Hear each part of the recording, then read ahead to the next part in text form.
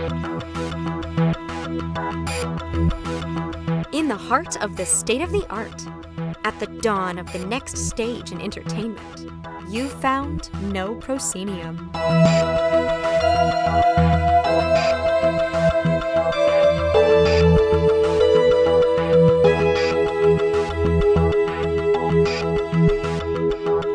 You have indeed found No Proscenium, the voice of everything immersive. I'm your host, Noah Nelson, and welcome to a special Minisode episode of the No Pro podcast featuring yours truly, and some thoughts about this week's Apple Vision Pro announcement, and a bit of the work on display at Tribeca Immersive this year, which we've been lucky enough to check out from far, far away. Before we get into all that, I want to thank everyone who came to the Next Stage Immersive Summit here in Los Angeles. It was 4 long, horrible years of us waiting to get this thing on. As everyone knows, you know the origin story, doomed planet, small rocket ship, kindly parent. No, you know that we were supposed to go in March of 2020. We all know what happened, and we finally got it done. It is now in our rearview mirror, and there is more in front of us, and I am excited for what the future is going to be. It was really invigorating to see all of you mingling and mixing with each other. You can still hear that my voice is a little blown out from the weekend. No, I'm not sick. It's just I was talking so much that it hasn't recovered yet. And even then, I didn't get to see nearly as many people as I'd like to. That's the nature of this every time. And I'm going to work on that because I need to spend more time with all of you and less time doing things during it. We'll work it out. We'll figure it out. We're still small. It's a small and mighty team. Big thanks, of course, to Catherine Yu and Eric Vossmeyer, who are my co-organizers in this one. Also want to give a big thanks to Corinne Wicks, who was our volunteer coordinator, and all of our volunteers. Special shouts out to Parker and Patrick and Kevin from the No Pro team for coming through.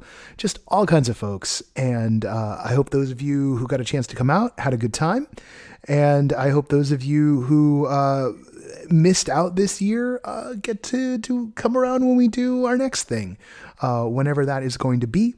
We don't have definitive dates for the next one yet, but fret not. We will have something out as soon as we've got something concrete to tell you in all kinds of dimensions. Before I get into the monologue, and this is just going to be a monologue this time, mostly because I've been too busy to run around. I think Scott Stein and Kent Bai got together maybe on Kent's podcast to talk about their reactions. Normally you try and get everybody on the show over here.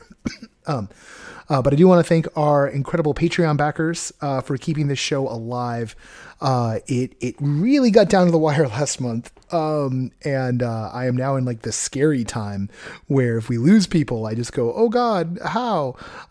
So if you can, if this show is valuable to you, know a couple of things. One, as little as $2 or $5 a month makes a huge difference. $5 is particularly a good sweet spot because, of course, Patreon gets their cut, the payment processor gets their cut. So a $2 pledge works out to like $1 on my end. $5 is a little bit better in terms of what the percentages wind up being. And then because people are asking, I have upped the number of $49 a month backer options there are, and also upped the $75 range. So if perchance you're on the heavier side in terms of what you can do, there's more there as well. Really any amount, Patreon doesn't really care. Those tiers are just there. You can put in whatever dollar amount you want. Everything helps.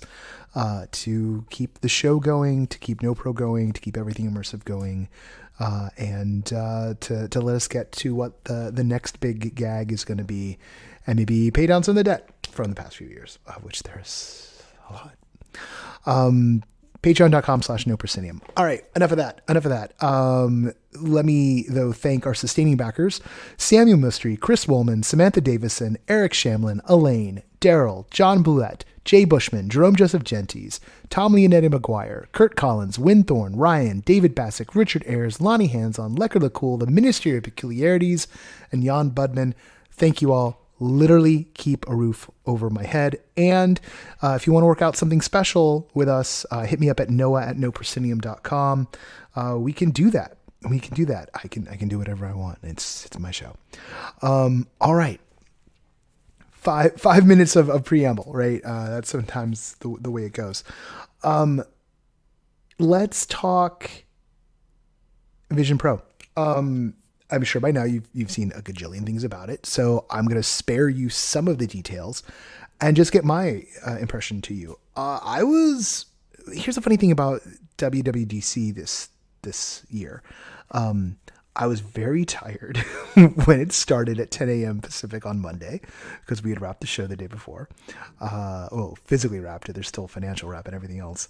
And I through the beginning of it, all the way up to the Vision Pro, I was kind of getting hyped because Apple was showing off things with the iPhone, with AirPods, and with iPadOS that really spoke to how they were starting to understand and implement spatial computing with the devices that we already use all the time. I think one of the more interesting things was watching in the Freeform app, they had people side by side sketching. So if I've got an iPad and you've got an iPad, we can doodle together. We can have shared digital experiences. They had a whole section of where people just tapping their phones against each other to share contact information, which is honestly that there have been apps that have been doing that for some time. And I guess Android phones have been doing it forever, right? Cue the Android people our phones have always done. Yeah, we know. Trust me, we know. You won't stop telling us. Sorry, Android people, but that's how it goes. That's how you are. And as Apple people, we're terrible too. We're all terrible. We're terrible with our tech fetishes. But I started to see a theory of the case be displayed in terms of this idea of people in space with technology and people in space with technology using it together. That ethos was really interesting to me. And then the Vision Pro announcement started. And look, I don't think there's anything that's ever been more barking up the wrong tree than the whole you can see of a digital version of the person's eyes. You're not looking at the person's actual eyes. You're not. You're not. So it's fake. It's simulacra. And, there's people out there, I guess Palmer Luckey, the guy who did the Oculus Kickstarter and then sold his company to Facebook for a whole lot of money and then became a weapons manufacturer or not a weapons manufacturer, but drone sensor manufacturer, right? He's all, I think, pass through is the future of human vision. No, it's not. No, it's not. It's just not. That's a patently ridiculous statement. We're not all going to be running around with these things in our faces all the time. The whole idea that, we're going to solve for this issue of when you come up to someone and, they need to talk to you. So it's a more human experience by looking at the eyes. No, it's called lift the thing off your face. That is, if you really need to engage with someone, that's what you're going to do. In the moment where you need to see that someone's talking to you and have a brief thing, the sort of breakthrough is what Apple calls it, right? That breakthrough moment in AR. And remember, Apple's positioned this as an AR device more than anything, right? Even though it's got, the looks and the spec of a VR headset. That breakthrough stuff, that's good, right? That is good. I'm straight up going to say that's good.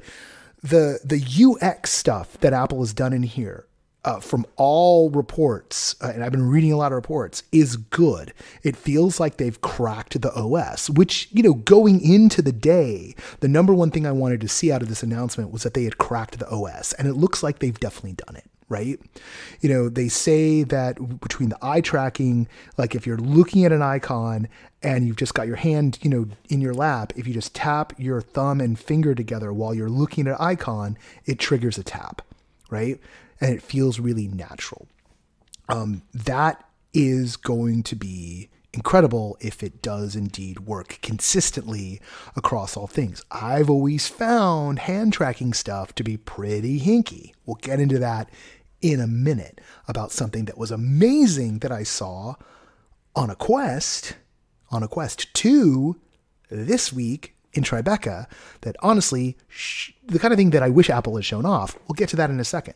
But it feels like they've cracked the OS. What we did not see in that entire announcement, which was, to me, for something that's at WWDC, which is the Worldwide Developers Conference, which is primarily targeted to developers. Sorry. If you know, you know.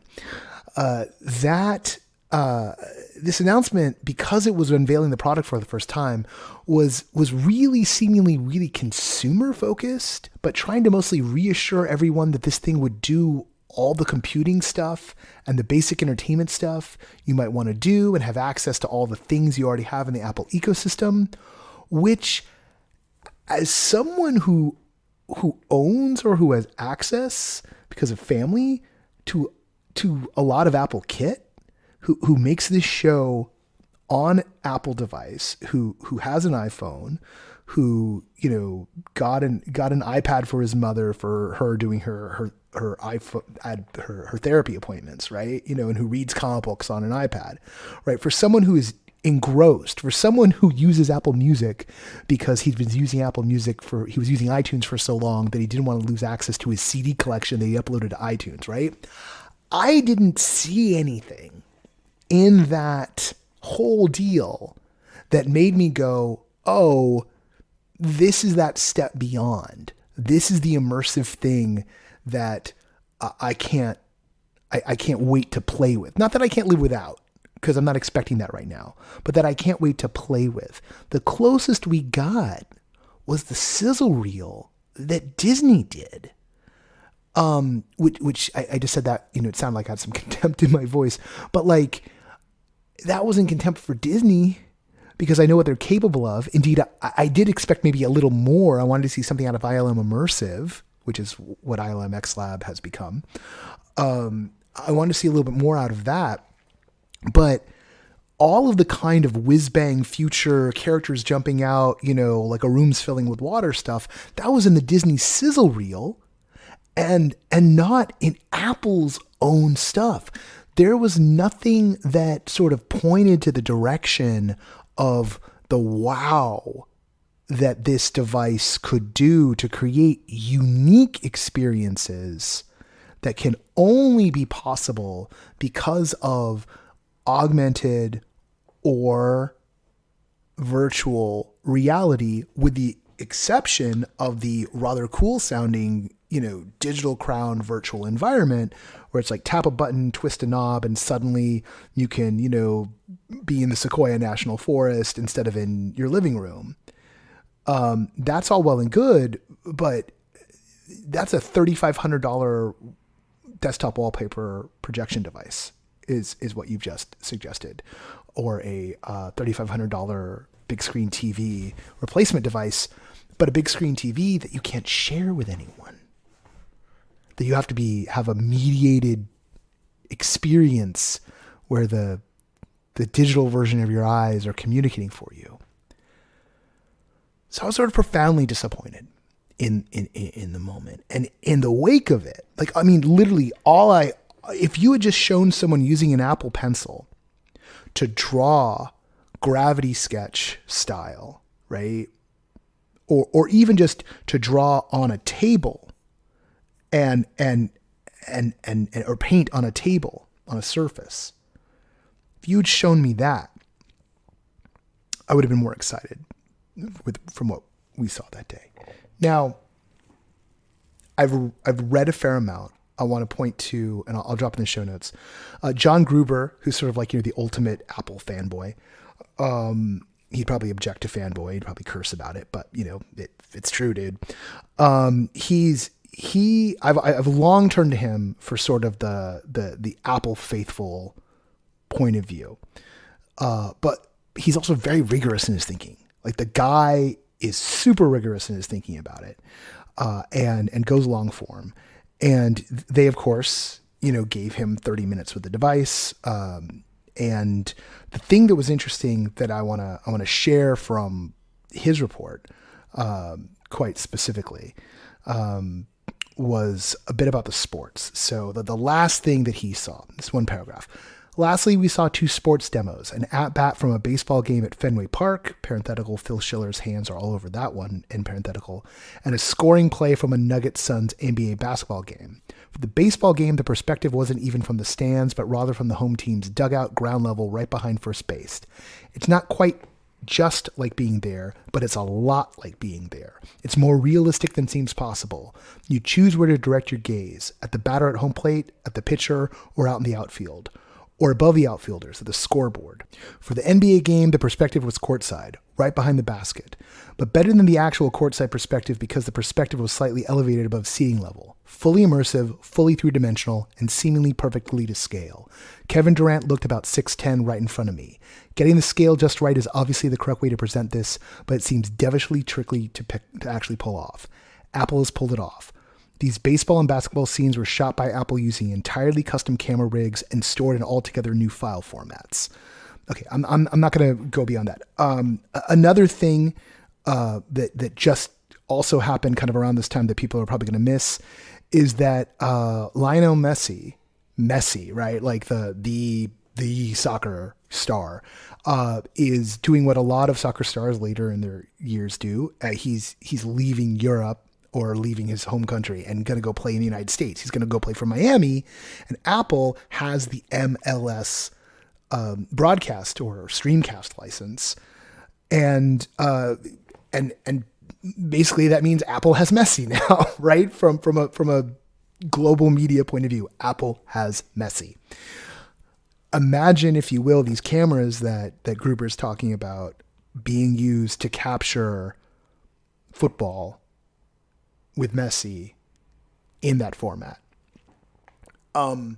Live sports, much the way that Cosm is betting on live sports in the projected immersive scenario, this could be, if you want to talk about killer app, that's a possibility. Another possibility is think about Apple Music, and this device has got a lot of sound going on.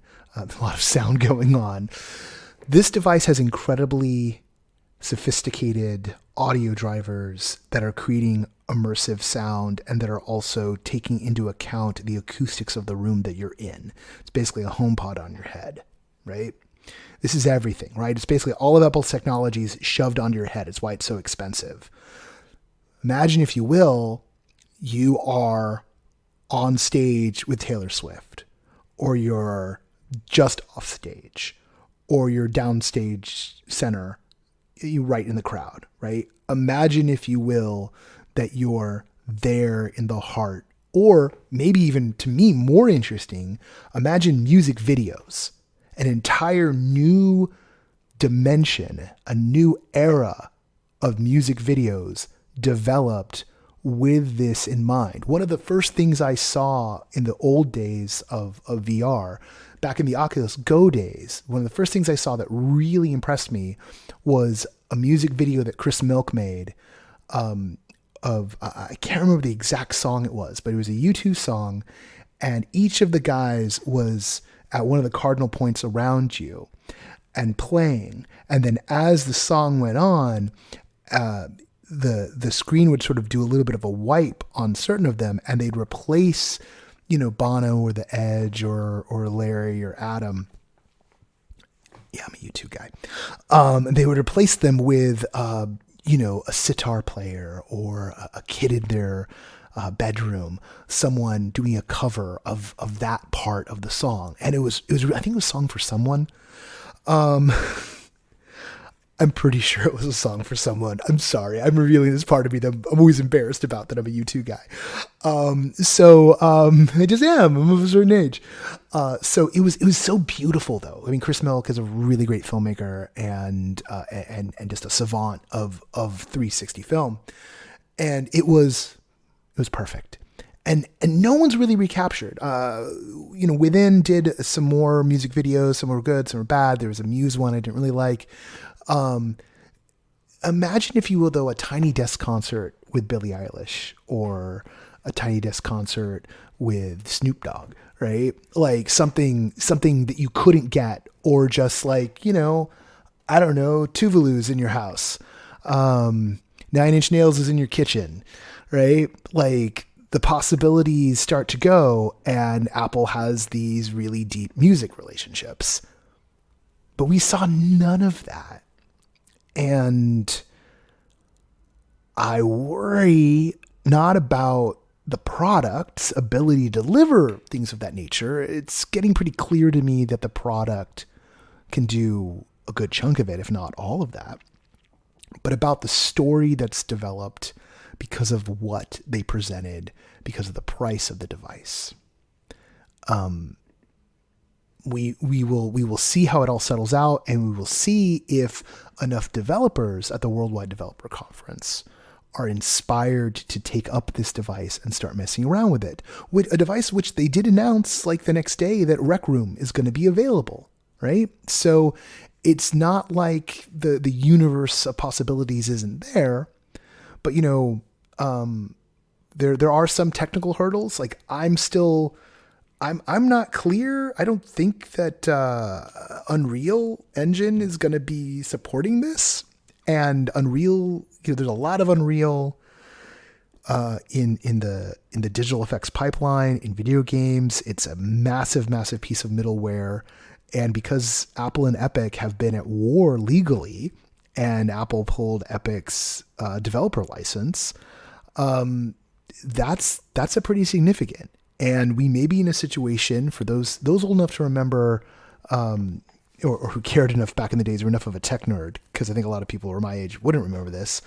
But, the iPhone famously didn't have Flash because Steve Jobs hated Flash and thought it was a bad program. And that killed Flash. And I don't mean the superhero, if you don't know who that is. Like, Flash was something Adobe had, and websites used it all the time to drive video assets and interactives. Unreal is not Flash. Unreal is too important to all kinds of 3D rendering, all kinds of pipeline, and it's just prettier than Unity, which is the other option. So we're in real interesting, space because of that. And I know folks like Alex Kaloum have a lot of thoughts about that. He teaches Unreal all the time. He does all the pixel streaming stuff. I'll have to get Alex on the show to talk about it at some point. But that's a whole kettle of fish. That's a real issue, an Unreal issue, if you will. Which makes for, well, no, I'll do a segue later. This is going longer than I thought, but, this needs a second launch once developers have got their hands on it and done some interesting things with it. And I hope to see some of the brilliant work that's been happening in the XR space over the past couple of years get adapted here into this new platform. Definitely in time for whatever consumer grade version of this Apple releases in a year or so, since they did position this as the Vision Pro, so it could be really expensive, and not the Apple Vision, which I would hope would come in at, $1,500, which is a ridiculous thing to say when Oculus 3, when the Quest 3 is coming in at $500. And looks to have a fair number of compelling experiences being lined up for it. So just, we're in it now, a battle of the Titans, a battle for reality, and a battle that involves the real and the unreal. Speaking of the real unreal, reality is unreeling at Meow Wolf's latest permanent exhibition titled The Real Unreal, opening July 14th in Grapevine, Texas, deep in the heart of the Dallas-Fort Worth Metroplex. Meow Wolf Grapevine will be the fourth location for the arts and entertainment company known for creating transformative, interactive experiences of story and exploration for all ages. You're probably wondering if tickets are on sale, and yes, they are, and yes, you should buy them now at meow.wf/grape. If you still want to know what a Meow Wolf is, try getting lost at Santa Fe's House of Eternal Return, Las Vegas's Omega Mart, or Denver's Convergence Station, where curiosity reigns supreme and familiar spaces lead to spectacular worlds made out of weird art that are still somehow for everybody. A Meow Wolf experience is innovative, imaginative, and other words, too. The new exhibition will open in Grapevine Mills, a shopping mall already featuring a range of experiential offerings. In addition to groundbreaking installations, the Real Unreal will expand on the Meow Wolf story universe while following a tradition of engaging local artists to build out an accessible, explorable multimedia space. And just like the previous 3 locations, Grapevine will offer a unique experience, as will Meow Wolf's upcoming exhibition in Houston. So if you're immersed in Meow Wolf's distinctive brand of storytelling, Texas holds the keys to the next chapters. If this is your first time hearing about Meow Wolf, though, don't worry. There's no right or wrong way to enjoy the art or engage with the stories. Book your tickets for the Real Unreal today at meow.wf/grape. You see, I was trying to make the transition earlier and I botched it, but we do what we can. All right. Wow. I went a long time. 20 minutes on the Vision Pro. What do we expect? Let's talk at least a little bit about what's going on at Tribeca. I was lucky enough in that one of the PR firms that we work with sometimes slipped me some of the stuff they're showing off because we were running around and didn't get our credentials for Tribeca this year. There were 2 things on that slate that I was pretty impressed by. I'll start with the one. I'll start with the Pirate Queen, a Forgotten Legend, which is in the Storyscapes competition. This is a real life story about a 19th century pirate queen in China. It's a woman who became like one of the most powerful pirates in all of history. I've had friends tell me about this story before. It's really cool. One of the fun things about this piece is that Lucy Liu is an executive producer and is the voice of our heroine, who you embody in kind of this sort of escape room adventure style narrative. This is kind of, in terms of its structure, the closest thing to Vader Immortal I've done in some time, except it's with a historical figure. So this is a really interesting way to do embodied historical narrative, and they're working on this story. I guess in the notes here it says, this is part of an expansive franchise currently being developed as a graphic novel, TV series, and podcast with Beijing, China's Seesaw Films. But this was really this is a really fun way to approach the materials. I definitely had some frustrations around sort of just figuring out what I was supposed to do at certain points. I think some of that had to do with like the flow of it all. But and there were times when I got kind of like caught behind things, but these are usually relatively early on in terms of the builds. And I think a fair amount of that's going to get ironed out as it becomes available to wider audiences. But this was some good storytelling. And I think real evidence that, the best narrative format for experiential VR is the adventure game, is something that evokes all of those tropes. And so if you get a chance to check this out, if it comes through another festival or if it releases at some point, I'm sure it'll release at some point, definitely check out The Pirate Queen, A Forgotten Legend. The story is, and go look up about this character. If you just type in The Pirate Queen in China, like you'll get this wonderful history will be laid out in front of you. The other piece, and this was the one that I got super excited about, and the kind of piece that I wish Apple had shown off as part of their demo. This is MONSTRORAMA. And I'll just read this blurb. Welcome to MONSTRORAMA, a hidden museum housing the largest collection of monsters in all of human history. Using the latest mixed reality features, MONSTRORAMA allows audiences to be immersed in the experience of their own real-life environment. So let me just tell you what happened. So this thing starts off. So first off, it was on the Quest 2.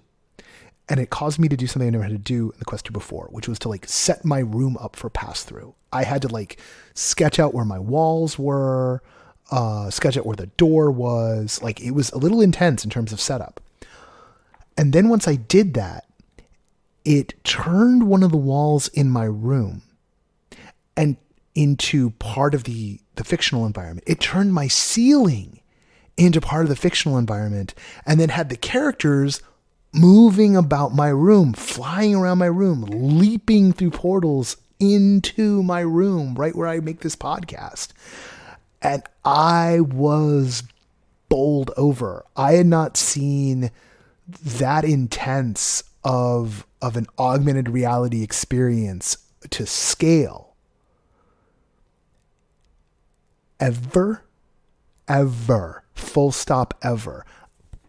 I've messed around with the original Magic Leap. I've messed around with both HoloLenses. They did not provide the visceral thrill that watching a werewolf jump into my room did. That watching an Andy Serkis voiced clockwork robot character tell me a story, hovering in my workspace did. This level of mixed reality, this kind of full pass-through AR, this is really, really wonderful. This is the stuff that I wanted to see the Vision Pro do. And while I will pretty much never agree with Palmer Luckey about anything, and I fully disagree about pass-through video being the future of human sight, as someone quoted him saying today, and maybe that's an erroneous quote, but it won't be the future of human sight, but as a major form of entertainment, as sort of the proof that augmented reality can create compelling experiences you just can't have any other way. Well, let me tell you, MONSTRORAMA is big evidence of that. It's definitely in development. We got a vertical slice of this experience. But my God, really, really fantastic. And if you're running around Tribeca and there's still time, or whenever this pops up anywhere, in any way, shape, or form, download it, get your hands on it, because it just pops. And the hand tracking didn't work so great for me, so I wound up using controllers.